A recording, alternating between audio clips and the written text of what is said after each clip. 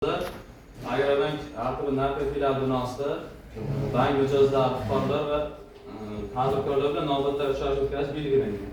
Bundan asosiy maqsadimiz tadbirkorlik istagi bor fuqarolarimizni tadbirkorlikka jalb qilish, ularga ko'nikmalar berish, kreditlar ajratish, tadbirkorlik faoliyatini shug'ullanib kelayotgan fuqarolarimizga yangi ish o'rinlarini yaratish evaziga shu faoliyatni kengaytirish, istagida bo'lganlarga kredit ajratib, yangi ish o'rinlarini yaratish.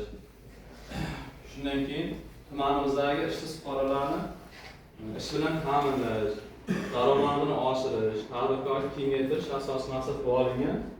Demak, hozir bizda quyidagi kreditlarimiz mavjud. Demak, ishlamaydigan, o'zini band qilgan fuqarolarimizga kamida 2 oy ishlamagan bo'lishi kerak, o'zini band qilsa. Biznesga ko'magimizda 12 milliongacha beriladi. 25%, 4 yilga beriladi. Uchinchi shaxs kafilligi yoki sug'urta kafillik qilsa bo'ladi.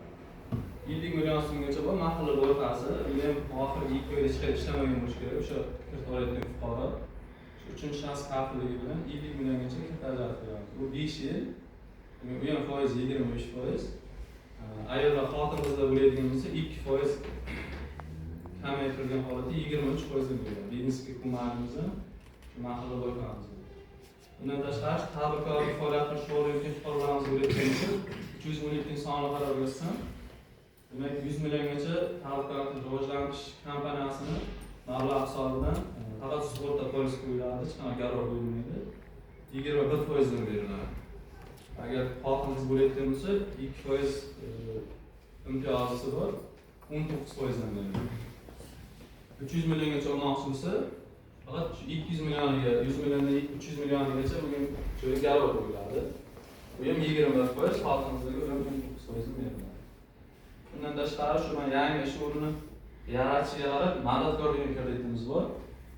Bu demak ikkitadan 5 tagacha ish o'rni yaratsa 500 milliongacha beriladi, 25% dan bo'ladi. Demak 6 tadan 10 tagacha yaratsa 1 milliardgacha beriladi. Demak 24% dan beriladi. 10 tadan ziyod ishchi yaratsa 2 milliardgacha beriladi. Bu summasi foizi 23%, shuni tushib boradi. Bundan tashqari mikroservis zonasini tashkil etish degani bor. Bu 5 milliardgacha beriladi. Buning muddati 5 yil, 24% dan beriladi. Shuna 24 ga yetdimi yo'llarda o'zim qilib o'sha faoliyat yuritayotgan bo'lsa, o'sha 5 milliardgacha kirib beramiz. Kimlar qanaqadir takliflar bo'ladigan bo'lsa, aytsa, chiqib qonuniy yordam berishga nazorat harakat qilamiz.